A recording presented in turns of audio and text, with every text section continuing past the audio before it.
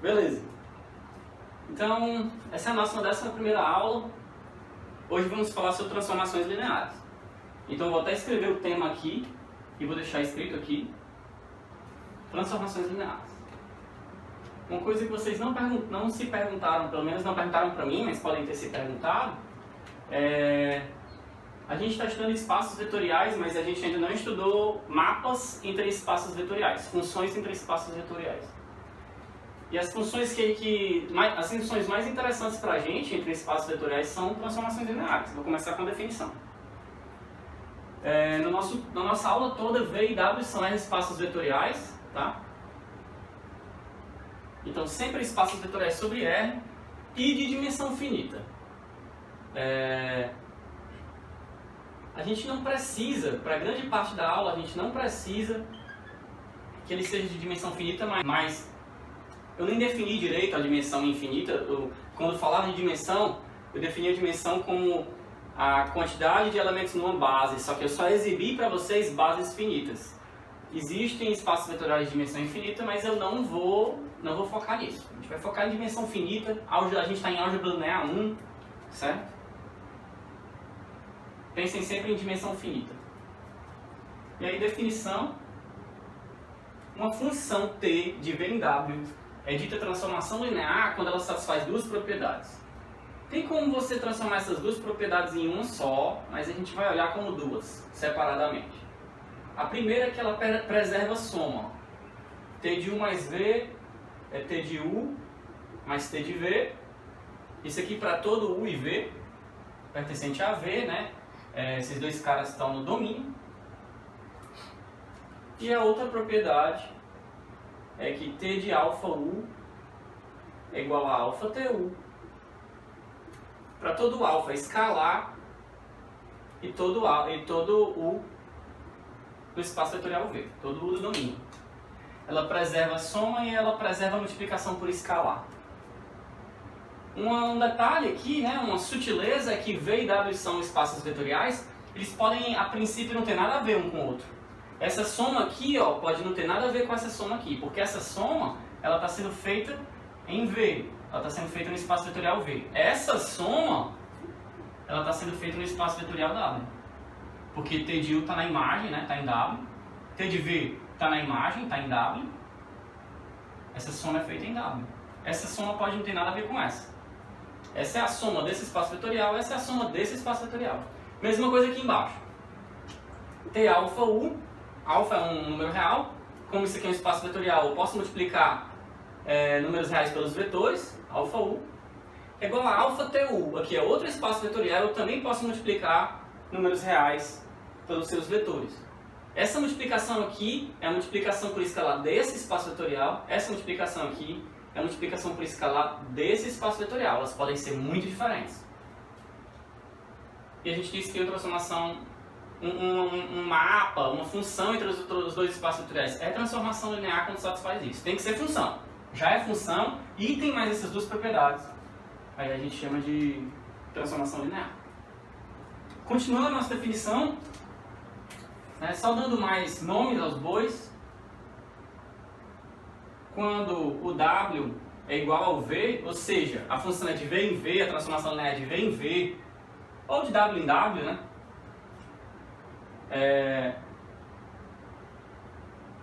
Chamamos a T de operador.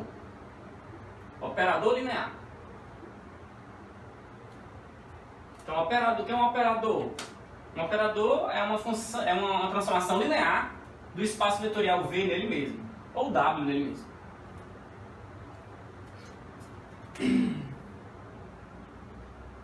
E quando o W é o conjunto dos números reais, chamamos T de funcional linear. Operador linear, funcional linear.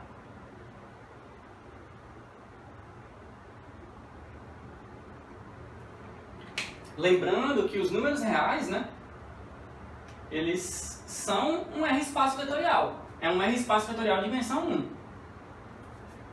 Então, se essa função cai nos reais, e satisfaz essas duas propriedades, a gente diz que é um funcional linear. Só que infelizmente eu vou ter que apagar, né, a definição. Vocês vão ter que lembrar. Preserva a soma, preserva a multiplicação por escalar. Entre dois espaços vetoriais. Certo? Aí eu tenho que apagar. Mas qual o objetivo de uma transformação linear? Vai fazer sentido já já. Essa pergunta ela tem que ser feita. Por que eu estou exigindo essas propriedades aqui? Por que não só olhar funções? Certo? E aí você vai fazer sentido. Inclusive, na minha opinião, essa é a primeira vez em matemática que a gente consegue enxergar claramente por que a gente está estudando funções com propriedade específica. Em cálculo, a gente fica estudando funções deriváveis e funções contínuas. Por quê? Porque funções contínuas e deriváveis preservam propriedades de um lado para o outro. Só que você não está estudando olhando desse jeito. Aqui a gente vai estudar olhando desse jeito. A gente estuda esse tipo de função porque ela preserva a propriedade de um lado para o outro. Mas vamos, calma, ainda não chegamos lá. Exemplos. O primeiro eu vou fazer 2 em 1, certo? É o mapa 0, né? O mapa 0. Ele pega o V e ele manda no 0 desse espaço vetorial. Manda todo mundo no 0. Isso aqui é um espaço vetorial, ele tem um cara que a gente chama de vetor 0, né? Que é o elemento neutro da soma. Manda todo mundo no 0. Isso é uma transformação linear, certo? Trivialmente. Vou deixar vocês para conferirem as propriedades, tá? E o mapa identidade, por exemplo. Vou chamar de I até. O mapa identidade, de V em V, né? É um operador, tá? Que manda o V nele mesmo. É claro que é uma transformação linear. Ele manda todo mundo em si mesmo, né? Então ele vai mandar soma em soma, vai mandar multiplicação por escalar em multiplicação por escalar. Aqui todo mundo vai no 0, então não importa se eu estou somando ou multiplicando por escalar, vai ser tudo igual. Vai satisfazer as duas igualdades que eu escrevi aqui.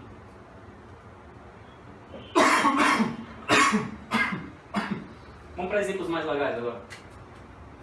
O exemplo 2, eu vou usar o das matrizes. Então, vamos lá. V, eu vou chamar o conjunto, vai ser o conjunto das matrizes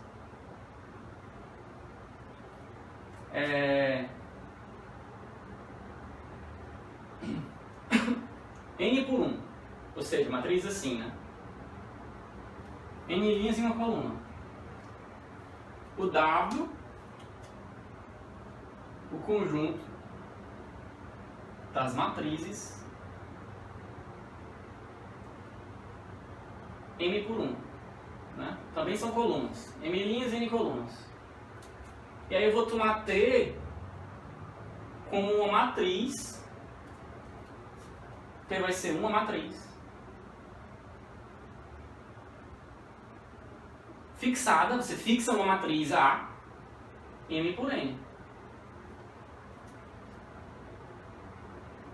Se você fixar a matriz A, M por N, a gente vai ter o quê?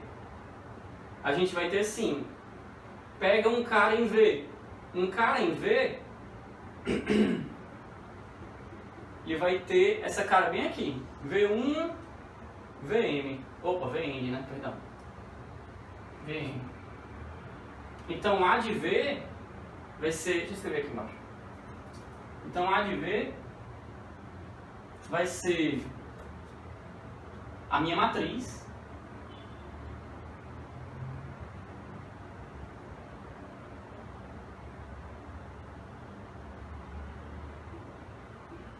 Vai ser a minha matriz M por N multiplicada por V, que eu vou escrever assim. E isso vai dar o quê?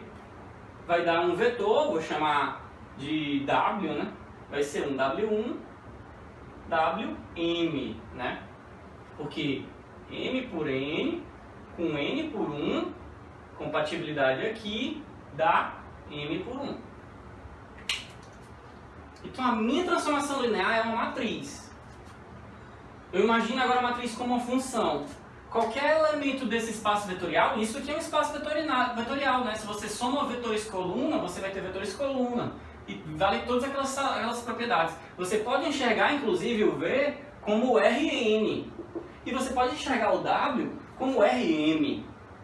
A gente vai aprender a enxergar isso direitinho, mas ainda não. Mas dá para enxergar, a gente já fazia isso, né? Então aqui eu consigo enxergar isso como um mapa do Rn de nada para o Rm de Maria. E a gente já tem aquelas propriedades, né? De matrizes.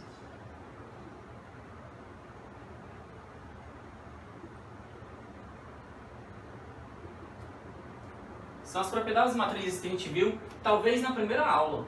Isso aqui é distributividade de matrizes, né? Distributividade da multiplicação de matrizes. Porque isso aqui é uma matriz coluna, isso aqui é uma matriz coluna, eu estou distribuindo. Multiplicação de matrizes, né? Porque aplicar o mapa vai ser multiplicar a matriz pelo vetor. E também vale isso. Propriedade de matriz. Isso aí é uma transformação linear entre esses dois espaços vetoriais.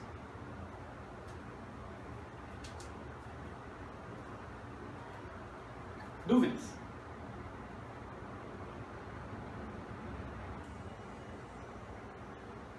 Agora V, eu quero que você considere como o conjunto das funções reais polinomiais. Então, o conjunto das funções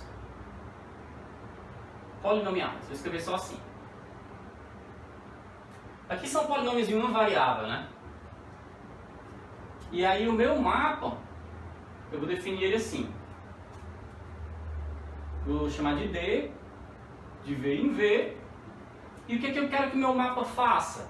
Certo? Um Vzinho em Vzão é o quê? É um polinômio. Então é um C0 mais C1x mais CNxN. Tá? É um polinômio. Eu quero mandar esse polinômio, certo? V, em V', onde V' é a derivada desse polinômio.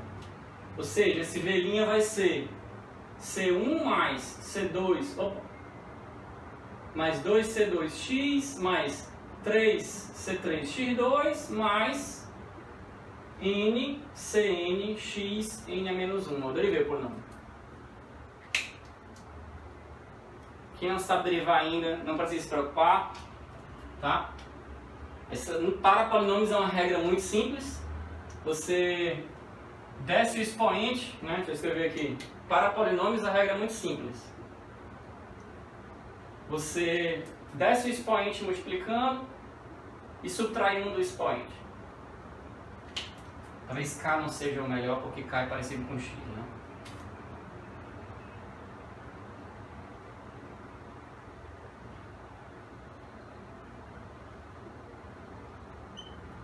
Para quem não sabe derivar aí, esse polinômio é isso, e a gente tem que a derivada da soma é a soma da derivada. A gente tem que a derivada da soma é a soma da derivada. Isso aqui é só outra maneira de eu estou derivando a soma desses dois polinômios, né? Então é só isso aqui. Eu gosto dessa notação da linha. E também a gente já sabe que a derivada satisfaz essa propriedade aqui. Né? Quando eu vou derivar uma constante multiplicada pela minha função, é só derivar a função, deixar a constante aqui, né? Ficou meio claro. Opa! Está escrito errado isso aqui. Vou escrever assim. Logo, o meu espaço vetorial é o conjunto de todas as funções polinomiais. A gente sabe que as funções polinomiais são um espaço vetorial, isso foi feito aqui. E a gente pega um polinômio e deriva. Você vai ter outro polinômio. Quando você deriva um polinômio, você ganha outro polinômio. E a derivação é uma transformação linear, um operador linear, né? Que tem de V em V. É um operador linear.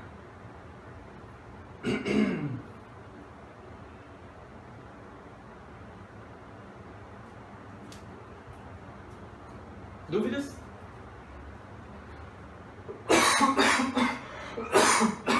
Esse exemplo aqui, eu acho ele importante para vocês verem que nem sempre é Rn. Nem sempre é Rn. Tá? E aí que é engraçado, né? Eu falei que V e W são, eu estou querendo considerar sempre espaços vetoriais de dimensão infinita, né? Mas esse espaço aqui está escondidinho, né? Esse espaço aqui tem dimensão infinita, tá? Mas tudo funciona aqui. O conjunto das funções polinomiais tem dimensão infinita. Tinha que fazer essa observação, né? Aqui eu estou quebrando minha própria regra. A dimensão de V é infinita. Né? Mas acho que está claro o exemplo. Fatos. Primeiro fato.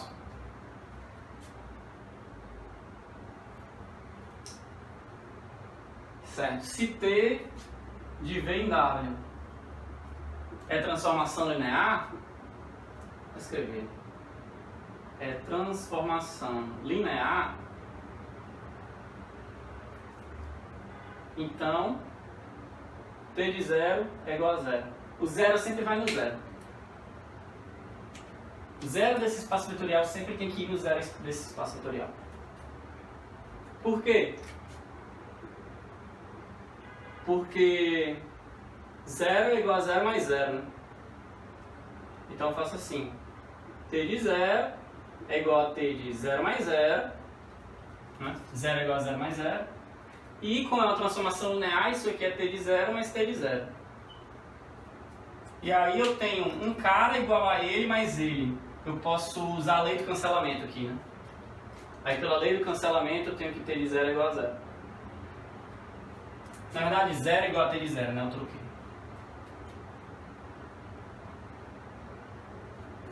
Tá? Então o primeiro fato é que o 0 sempre vai no 0. O 0 do espaço V sempre vai no 0 do espaço W. Portanto, isso é uma maneira de você testar se é transformação linear. Eu te dou uma fórmula muito louca e tu quer saber se é uma transformação linear. O 0 está indo no 0? Se não, não é transformação linear. Se sim, não sei. É aqueles testes que só servem para dar negativo, né? Não serve para dar positivo. Se o 0 não for no 0, não é transformação linear. Porque se fosse, o 0 tinha que ir no 0. Ah, tá bom, testei e o 0 foi no 0. Acabou? Não, não acabou. Esse teste não é se somente se. Esse teste é exatamente isso. Transformação linear, T de 0 é 0. Se T de 0 não é 0, não é transformação linear. Conta positivo. Esse conjunto aqui, home de VW, não é home, é home, tá? Mas pode chamar de home também. Esse conjunto aqui é o conjunto das transformações lineares de V em W. Um elemento desse conjunto é uma transformação linear. Isso é um elemento desse conjunto de V em W. Certo? Esse conjunto é um R espaço vetorial.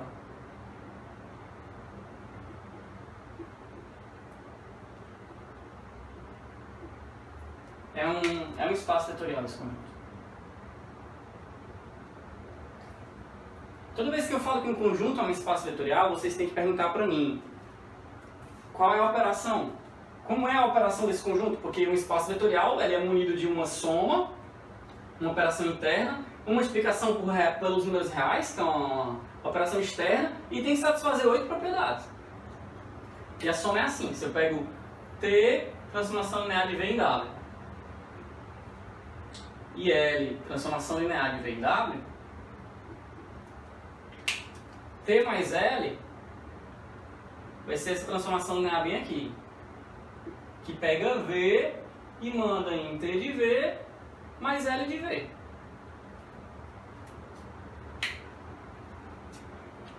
Peguei duas transformações lineares, operei e achei outra transformação linear. E a multiplicação por escalar vai dar uma transformação linear também, de V em W. Como é que é essa transformação linear? Pega V e manda em alfa vezes T de V. Claro, né? Isso aqui você pode escrever assim também, né? T de alfa V, tanto faz, porque T é transformação linear. Então o alfa entra na função, né? Ele pula para dentro ou para fora se quiser. Alfa aqui é um número real, claro, né? Aqui, alfa, número real qualquer.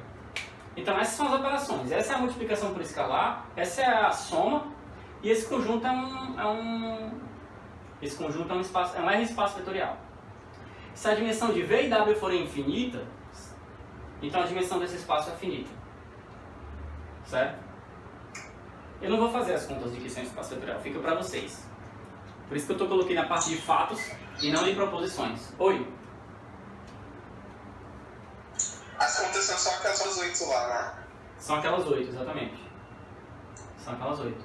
Às vezes a gente tenta sempre colocar dentro de outro espaço vetorial para não ter que fazer 8, né? Para poder conferir, só que é subespaço. Porque se um conjunto é subespaço de outro espaço vetorial, ele é espaço vetorial. Só que aqui não dá para colocar ele dentro de outro espaço que a gente já viu. Infelizmente não dá. Se V for igual a W, vou botar como 2 pontos aqui, porque é dentro da mesma. Se V é igual a W, então a gente chama ROM de V e W de end V, que é de endomorfismo. Isso aqui é de homomorfismo, isso aqui é de endomorfismo. Na álgebra abstrata, isso tudo, esses nomes aparecem. Aqui a gente não liga para esses nomes, a gente só usa os símbolos. Então esse cara, né? Isso aqui seria o espaço vetorial dos operadores, né? Lineares de V em V. Esse conjunto aqui, T é sempre uma transformação linear agora, tá, pessoal? Sempre T vai ser uma transformação linear. Vou escrever aqui.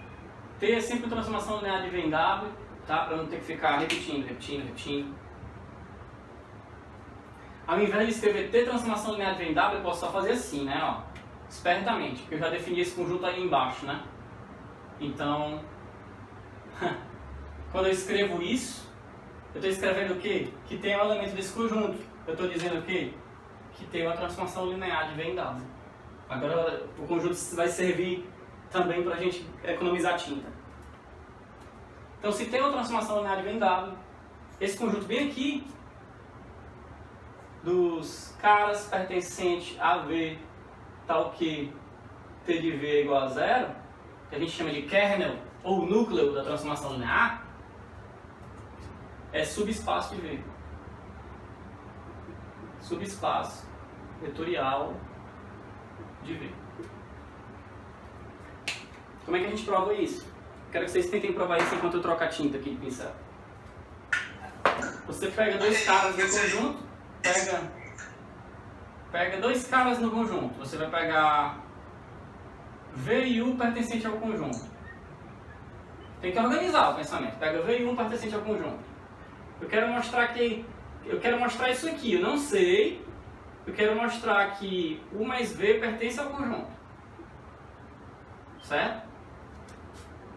Então, eu tenho que aplicar a função no U mais V. E o que é que significa pertencer ao conjunto? Eu tenho que mostrar que isso é igual a 0. Né? U mais V pertencer ao conjunto é a T aplicada no U mais V dá 0. T de U mais V, como é linear, é T de U mais T de V. Só que U e V estão aqui. Então isso é 0 mais 0. Que dá 0. Então T de U mais V é 0. Portanto, U mais V pertence ao kernel da transformação linear. Era isso que você estava pensando? Exatamente. Tem que organizar, né? Tem que organizar. Só uma questão de organizar. Falta provar que se eu pego um cara qualquer em kernel, no núcleo, e um real qualquer, então eu tenho que provar que esse cara aqui pertence ao núcleo. Como é que eu faço isso?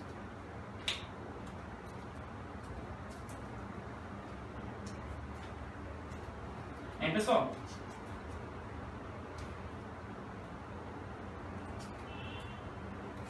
É só pegar um cara qualquer que vai dar em 0, porque 0 vezes qualquer número é 0. cara qualquer que dá em zero é um cara qualquer no núcleo? É tipo, tu pega... Desculpa, lá. Eu só ia falar isso, pode falar, Vitor. Ó, tipo, é só tu pegar T de alfa 1, né? Que é o que quer provar que é zero. Aí vai Certo. ficar alfa vezes T de 1, já que ele é uma linear. transformação. Isso. E o Aí T de U é T de 1 zero. é 0, vai ficar alfa de 0, alfa 0 igual a 0. Pronto. Pegou o jeito. Portanto, alfa U pertence ao kernel. É porque tudo remete a gente entender o que é que significa você definir um conjunto assim. É o conjunto de todos os caras que satisfazem isso. T do cara é zero. Então, se eu quero mostrar que esse cara está no kernel, eu tenho que mostrar que o T dele é zero. Aí eu aplico o T nele, uso as propriedades, corro para o braço. Mesma coisa aqui. Eu pego dois caras, quero mostrar que a soma está no kernel. Eu tenho que mostrar que T da soma é zero. Então, aplico o T na soma. Aplica T na soma, usa as propriedades, corre para o braço. Certo? Mais um fato aí. E aí, só lembrando, né? Eu estou provando que são um subespaço vetorial, porque a gente já viu que um subconjunto de um espaço vetorial ele é um subespaço se ele preserva as operações, né? A externa e a interna. O último fato que eu quero mostrar é que esse conjunto bem aqui também é subespaço.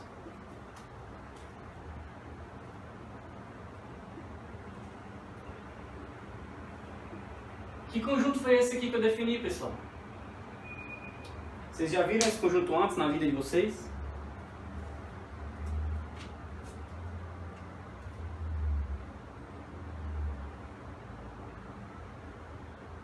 Que conjunto é esse?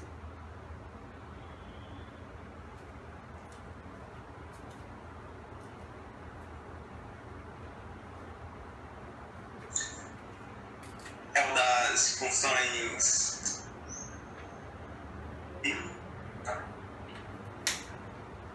É a imagem da função t, né?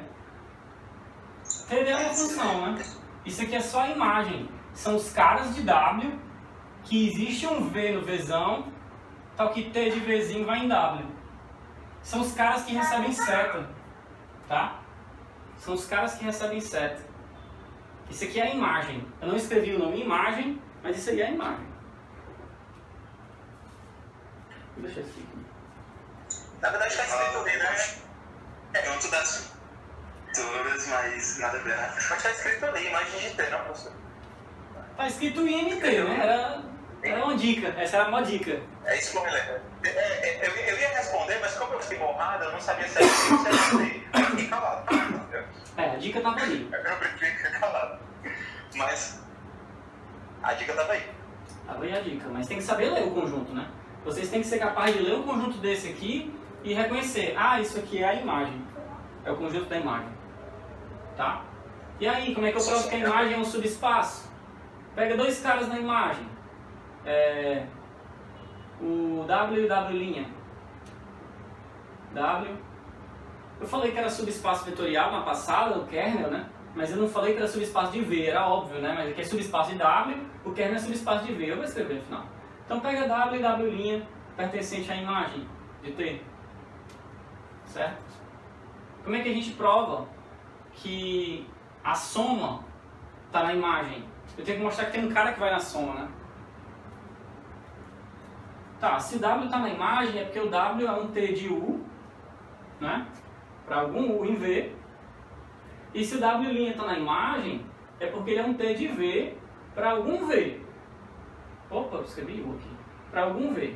Não é isso? Né? A definição que está na imagem, o cara está na imagem se ele é T de alguém. Então esse cara está na imagem, ele é T de algum U, para algum U. E se W' está na imagem, ele é T de V para algum V. Eu escrevo U e V porque eu não sei se são iguais, provavelmente são diferentes. E aí, eu tenho que o T de U mais V é igual a T de U mais T de V, porque é linear, e pela definição dos caras, isso aqui é W mais W'. Tá aqui, eu provei que o W mais W' é T de alguém. Logo, portanto, W mais W' pertence à imagem.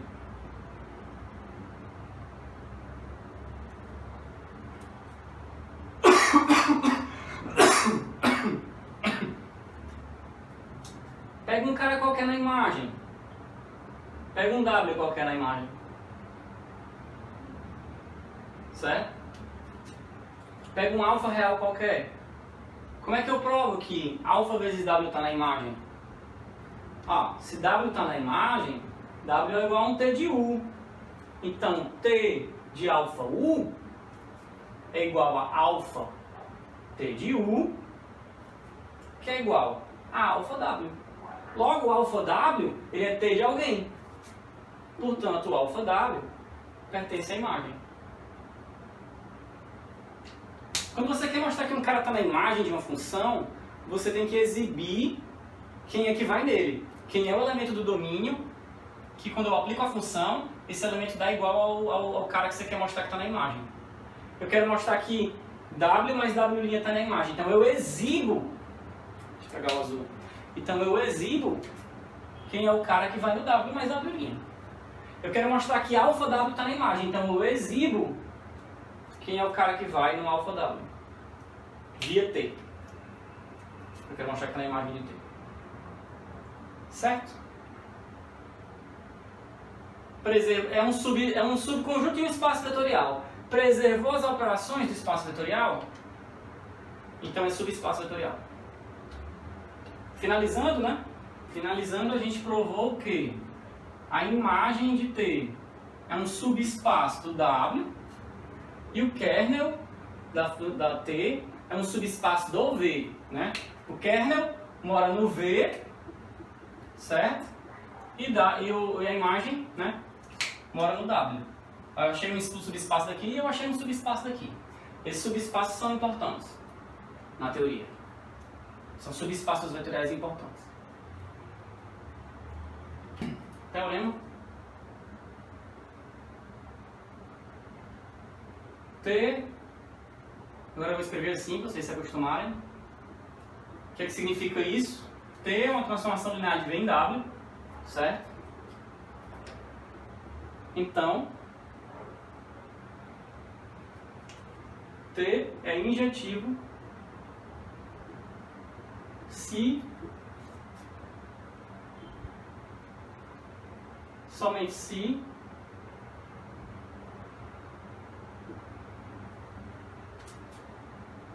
o kernel é zero. É um subespaço zero, né? Lembra quando a gente falou de subespaços vetoriais? Tem dois que são triviais, né? V é um subconjunto de si mesmo, então é um subespaço. E o zero também é um subconjunto do V, e o zero é espaço vetorial, né? Ele satisfaz todas aquelas 8 propriedades, porque é só o zero, né? Vai satisfazer. T é injetiva se somente se o kernel é igual a zero.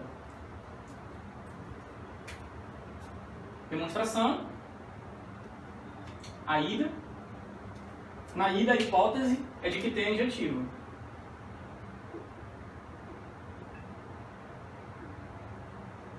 Vocês lembram o que é que significa uma função ser injetiva, pessoal? Quem é que lembra o que é que significa uma função ser injetiva? É porque ninguém consegue ter o domínio recebe dos setos, né? Não ouvi. É porque o elemento do condomínio, que é a imagem de mais alguém, a imagem só de uma pessoa, entendeu? É isso. Como Exatamente isso. multiplicação, né? Exatamente isso. É dizer que U diferente de V... X não é diferente de X2, então é X1 é diferente de X2. Isso aí mesmo. Isso. Nenhum cara que é imagem de mais de um cara do domínio, entendeu? Todo mundo só pode receber uma seta. Foi legal, gostei, Larissa. Todo mundo do W só pode receber uma seta, né? Você pode pensar assim. Então, U diferente de V implica TU diferente de V, ou, né, equivalente a isso, logicamente, T de U igual a T de V implica U igual a V. Tanto faz em cima ou embaixo, certo? São equivalentes, que é a conta positiva. Tá, a gente sabe que ela é injetiva, então a gente sabe que caras diferentes vão em caras diferentes. A gente já sabe que o t de 0 é 0, porque t é linear. Pois t é linear. Né? A gente sabe que o t de 0 é 0. Mas, então a gente sabe isso, né? Já que o 0 pertence ao kernel de t. Né? A gente sabe isso. Algum outro cara pode ir no 0, pessoal? Não, ninguém mais pode ir no 0. Porque é injetiva, né? Porque é injetiva. Se você pega um cara diferente do 0, ele não pode ir no 0 porque ela é injetiva. Então você pode escrever assim: t de 0 é 0, pois t é linear, e t injetivo implica que ele é o único cara que vai no 0. Então, né, o conjunto dos caras que vão no 0 é só o 0. É horrível essa letra, né?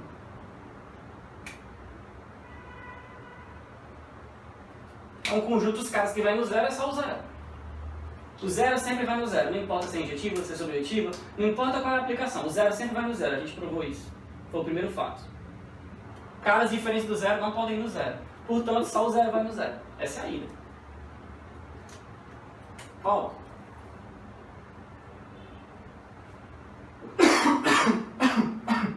Na volta, eu vou usar essa definição bem aqui. É melhor. Eu quero, se isso aqui for verdade, para qualquer par UV, então ela é injetiva. Então, se TU é igual a T de V, certo? Isso aqui implica que TU menos T de V é igual a 0. Né? Só que TU menos T de V, isso aqui é TU menos 1 vezes T de V. Certo? TU menos 1 vezes T de V. Isso aqui implica que T de U menos V é igual a 0. Por quê? Porque isso aqui é menos 1 vezes V, mais menos 1 vezes T de V, né? Vou deixar assim e vou escrever aqui embaixo. Isso aqui é T de U Eu não poderia estar mais esse V pro outro lado, não. menos 1 T de V. Como? Ele já veio do outro lado. Tá aqui do outro lado. Eu joguei pro outro Ah, é lado. verdade. Joguei pro outro lado. Ou subtrair T de V dos dois lados. E isso aqui eu enxergo como T de U mais menos 1 vezes T de V. O menos 1 entra. E isso aqui é T de U. T de U mais T de menos V, certo? E aí eu venho pra cá. Isso aqui é T de U menos V. Isso aqui implica o que, pessoal? Isso aqui implica que U menos V pertence ao kernel de T. Por quê? Esse vetor foi no 0, certo? Esse vetor foi no 0. Só que nessa aqui a gente está fazendo a volta. O kernel de T é quem? É só o 0. A nossa hipótese na volta, certo? Nossa hipótese aqui é que o kernel de T é só o 0. Só o 0 vai no 0. Então, T de U menos V, que eu chego em T de U igual a T de V, eu chego em T de U menos V 0, eu chego que U menos V está no kernel, mas no kernel só tem um elemento, que é o 0. Então, U menos V é igual a 0. Então, U igual a V. E acabou a demonstração. Porque eu peguei T de U menos V e provei que isso implica U igual a V. Eu usei essa definição bem aqui. Portanto, T é injetivo. E eu provei a recíproca. Provei que se o kernel de T é só o 0, então T é injetivo. Professor, a transformação linear é uma função ímpar? O que é uma função ímpar? Ou não? A função tá porque o menos f de x é igual a f de menos x.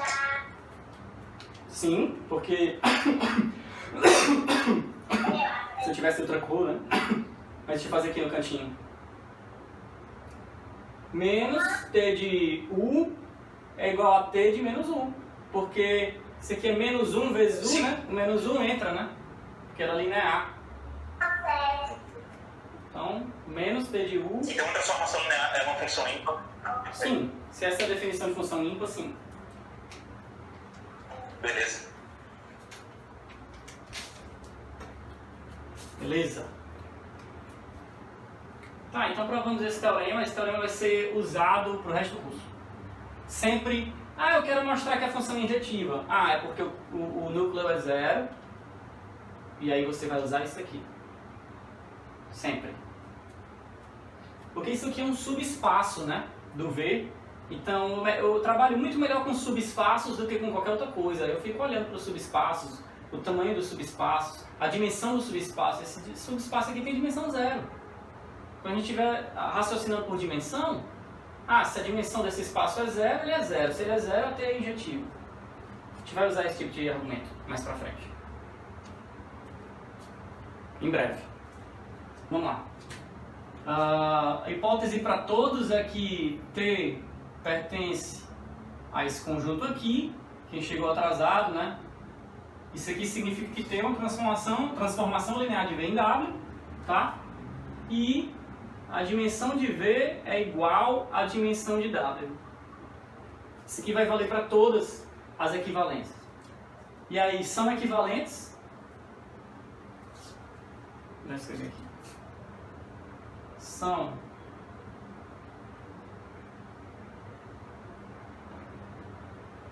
equivalentes os itens abaixo. Eu vou colocar no cantinho para usar aquele lado do quadro para provar. Todos esses itens aqui são equivalentes. Se eu tenho uma transformação linear de V em W e a dimensão desses dois caras é igual, vamos dizer que ambas são finitas, né? Então são equivalentes. T é inversível como função, existe uma função inversa para T. T é injetiva, T é sobrejetiva, T leva base em base, e existe uma base, tal que T leva essa base e outra base, né? Essa aqui é trivial, e essa aqui é trivial. Certo? Por quê? Uma função, ela possui função inversa quando acontece o quê? Quando ela é injetiva e sobrejetiva. Então A implica B trivial.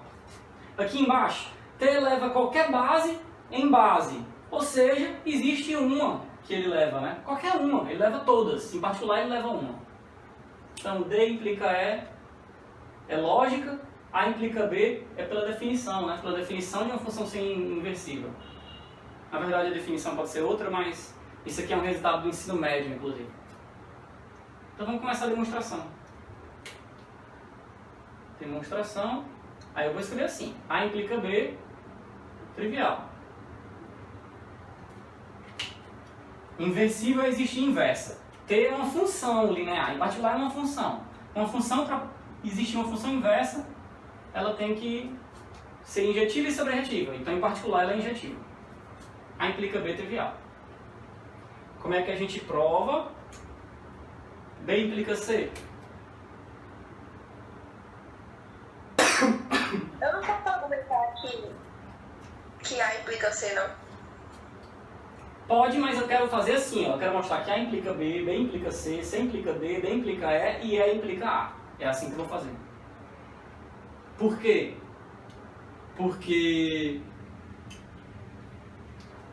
senão, assim, se eu fizer A implica B, B implica C, C implica D, D implica E e A implica A, eu mostro quantas implicações? 1, 2, 3, 4, 5. Se eu ficar fazendo se somente se, eu mostro 2, 4, 6, 8. Entendeu?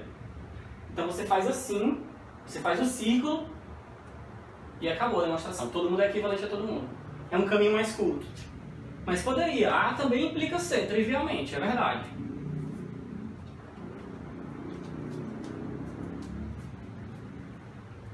Certo?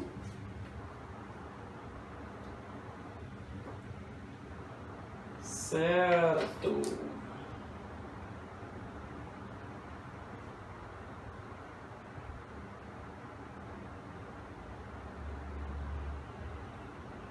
E aí? A B implica C, eu teoricamente vou usar que B implica D também no caminho. Mas é assim. B implica C. Então, seja V1 Vn base de V. Eu sei que a dimensão de V é finita. Dizer que a dimensão de V é finita é dizer que ele tem uma base com uma quantidade finita de elementos. Seja esse conjunto aqui a base. Tá?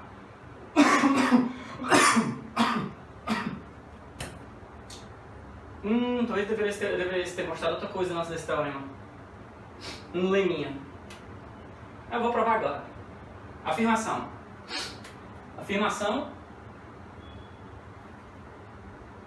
T de V1, T de Vn é linearmente independente. Esse novo conjunto, né, que é um conjunto de W, que é a imagem do V1, a imagem do V2, até a imagem do Vn, é linearmente independente. Por quê?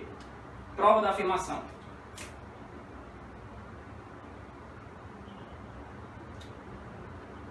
Com efeito, pega uma combinação linear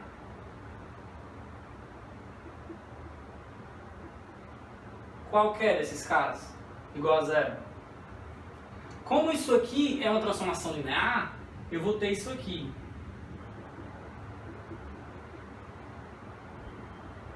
Né? As constantes entram para dentro da função e depois as somas entram para dentro da função. Né? T dá uma soma, é a soma dos T's, e alfa vezes T de alguma coisa é T de alfa vezes a coisa. Então, os alfa entram e depois as somas entram. Só que T é injetiva. Na B, T é injetiva. Então, como T é injetiva, o kernel é zero. Isso implica que isso aqui é zero. Por quê? Porque isso aqui, né, esse vetorzinho que está aqui dentro, ele está dentro do kernel, porque T dele deu zero. E a gente provou que se T é injetivo, o kernel é zero. Então esse cara tem que ser igual a zero. Só que agora isso aqui é base, não é? Isso aqui é LI. Como os VIs são LI, eu tenho que todos os alfa-i's são iguais a zero. Eu peguei uma combinação linear desses caras e provei que a única combinação linear possível é onde os coeficientes são todos iguais a zero. Em outras palavras, eu mostrei que esse conjunto é LI. E agora, pessoal, eu tenho N caras LI dentro do W. Só que o W tem a dimensão igual a do V. A dimensão do V aqui é N, né? Ó. Isso aqui é a mesma coisa que dizer que a dimensão de V é igual a N. A dimensão do V é N. A base tem N caras. Aí agora eu tenho N caras LI dentro de W. E a dimensão do W também é N.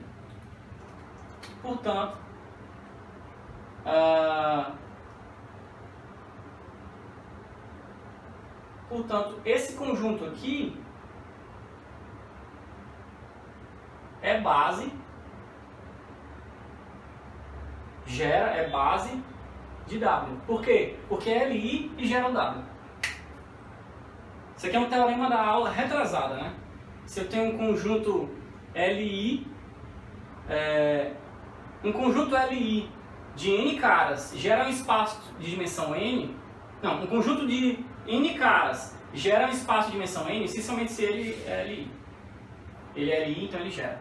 E aí ele é LI e gera, portanto ele é base.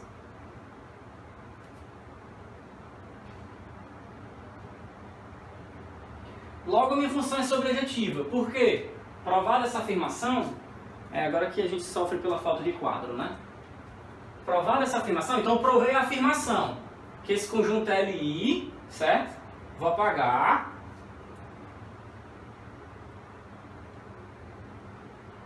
Vou apagar.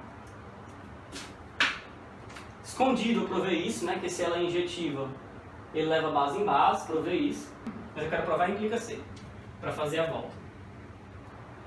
E aí, por um teorema da aula passada, diz que esse conjunto, eu escrevi ali embaixo, mas eu escrevi aqui, é base, certo? De W, porque é Li em W e tem N elementos. A dimensão de W é N, que é igual a do V, logo é base de W. Como esse conjunto é base de W, pega um cara qualquer em W. Pega um cara qualquer em W. Se esse conjunto aqui é base de W, esse cara, ele é combinação linear dos elementos da base.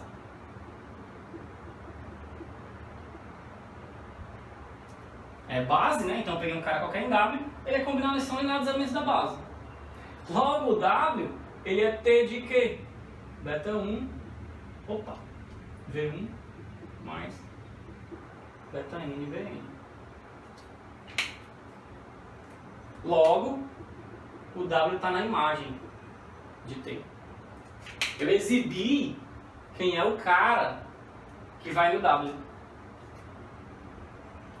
Recapitulando essa implicação, a minha hipótese é que T é injetiva. Eu peguei uma base no V, mostrei que a base tem que ir em outra base, no W.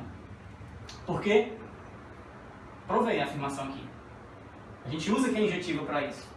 Tá, então eu tenho um conjunto Li no V que foi no conjunto Li em W, N caras Li em W tem que ser base W, por conta de um teorema da aula retrasada.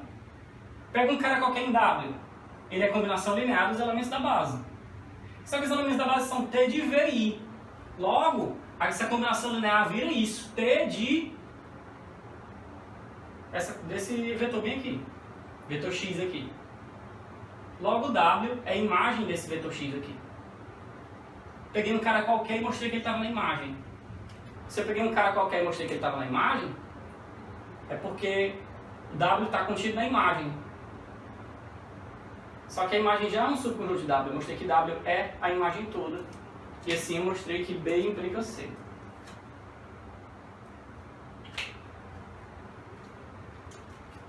Agora eu vou mostrar que C implica D. A gente tem que ter sobrejetiva. Eu quero mostrar que se eu pego uma base em qualquer, essa base vai numa base. Então, se eu fizesse, né, C implica B, e aí eu voltava, porque eu já mostrei que B implica D, né? Aí C implica B, que implica D. Só que eu vou fazer C implica D direto. Por que C implica D?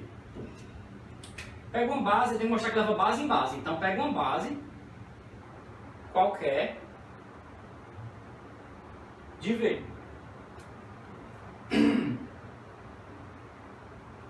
Certo. E agora a gente vai querer provar, né? Queremos provar a afirmação. Esse conjunto aqui é base. Afirmação, esse conjunto é base. Essa é uma afirmação, não tem que provar minha afirmação. Tá, então pega uma base, eu quero mostrar que isso aqui é uma base. Uma base tem que fazer o quê? Tem que ser Li e tem que gerar. Vamos mostrar que gera. Vamos mostrar que gera. A gente vai mostrar que gera e depois a gente argumenta que é Li. Por que que gera? Porque dado W pertencente a V, a gente sabe que existe um V, né, no Vzão que vai no W.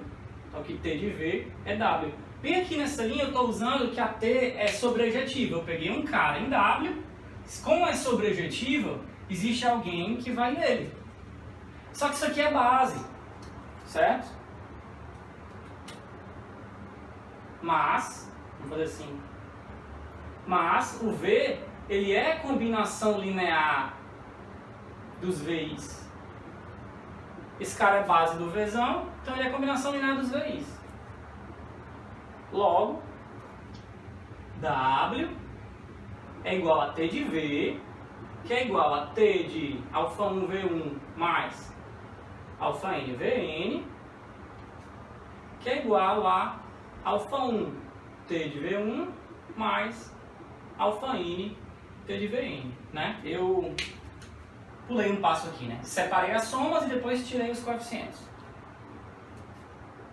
Então, eu peguei um W qualquer e escrevi ele como combinação linear desses caras. Ou seja, esse W, esse conjunto gera, esse conjunto, droga, eu peguei o azul.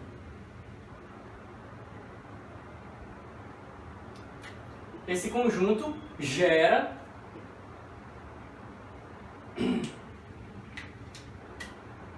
escrever assim, os TVI gera, ou esse conjunto gera o W. Porque um cara qualquer de W é a combinação linear deles. Então, eles geram o W. E aí, de novo, eu uso aquele teorema. Eu tenho um espaço vetorial de dimensão n e eu tenho um conjunto com n elementos. Esse conjunto gera, se somente se ele é LI. Ele gera. Então, pelo teorema, esse conjunto é LI.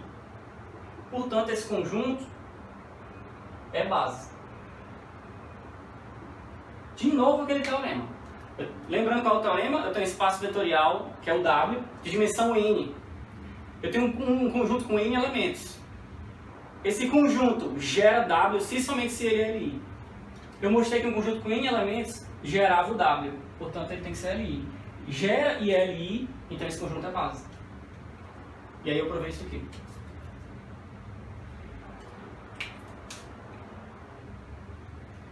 Eu tenho 2 minutos, vamos tentar finalizar.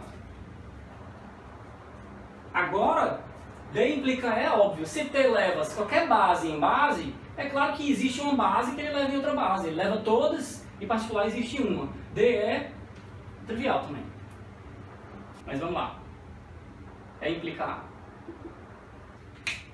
Existe uma base que é levada numa base. Então, a nossa hipótese é que esse conjunto aqui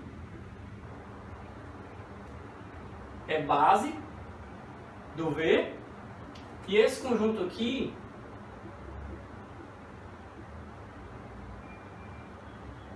é base de W, né? Existe uma base que vai em outra base, seja essa a base que satisfaz a condição do item E. Tá? Vamos tentar mostrar que o kernel é zero.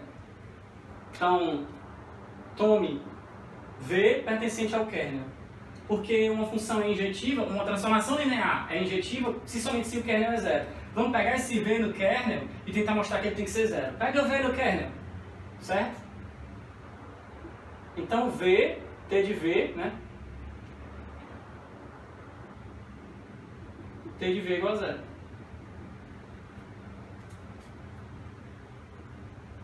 Certo?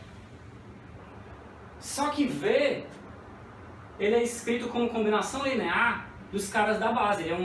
Isso aqui, o kernel, certo? O kernel é um subconjunto do V. E o V é gerado por esses caras. Então existe uma combinação linear que é única, né? Mas a gente não vai usar a unicidade aqui. Que dá V. V é combinação linear desses caras, porque esses caras geram V, Vzinho está em V, Vzinho é escrito assim. Pois os VIs geram V.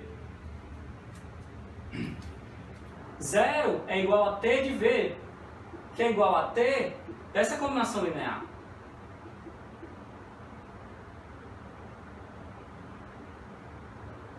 Opa. 0 é T de V, que é igual a T dessa combinação linear. Então o 0 é igual a isso aqui. Alfa 1, T de V1, mais alfa n T de Vn. De novo, né? Eu peguei usei o fato de que minha T é linear. As somas se separam e os coeficientes vão para fora. Só que os T de Vi são Li. Isso implica que os alfa i são tudo zero, pois esse conjunto aqui é Li. Isso aqui é uma base do W, então é Li. Eu tenho uma combinação desses caras Li's dando zero, todos os alfa i's têm que ser zero. Só que se todos os alfa i's têm que ser zero, o V é zero, porque o V é essa combinação, né? E aí eu provei, peguei um cara qualquer no kernel e mostrei que ele é zero. Eu provei que o kernel é zero. E por aquele teorema que eu fiz antes, o kernel é zero se somente se a T, inversível, né? Eu mostrei que ela era injetiva, né? Eu mostrei isso. Fui direto para mostrar que ela é injetiva. Eu poderia ter feito inversível direto, né? Eu acabei de provar que E implica B de bola, né? Mas não tem problema. Não tem problema. Acabou do mesmo jeito. Portanto, T é injetiva. Certo? Aqui, T é injetiva. Como é que a gente finaliza o argumento? Eu mostrei que E implica B, que é injetiva. Só que eu já mostrei que B implica C. Se ela é injetiva, então ela é sobrejetiva. E aí, se é injetiva e se é sobrejetiva, implica que ela é inversível. Aí acabou. Vocês querem que eu escreva esse final? Ou tá bom pra vocês? Eu vou repetir. Eu mostrei que se vale E, se existe uma base que vai em uma base, via T, eu mostrei que T é injetiva. Por que T é injetiva? Porque eu mostrei que o kernel é zero. Então eu mostrei que E implica B de bola. Né? Na verdade eu mostrei que E implica B de bola. Só que eu já mostrei antes que B implica C. Então é como se eu tivesse E mostrando que E implica B e C. Isso aqui é lógica, né? E implica B e B implica C é mostrar que E implica B e C. Só que B e C é dizer que T é injetiva e sobreretiva, que é a mesma coisa que dizer que ela é invertível. Só que B e C implica A, e aí acabou. A implica B, que implica C, que implica D, que implica E implica B, B implica C, ou seja, E implica A. Esses caminhos aqui são um pouco esquisitos para vocês, eu poderia ter feito direto, não tem como você fazer direto. Só que como a aula está acabando, eu decidi finalizar logo usando isso aqui, do que recomeçar a demonstração do E e E. Fica como exercício para vocês, provar que E implica A direto, sem passar por B e C. Dúvidas? Tá bom. Então essa foi a 11ª aula.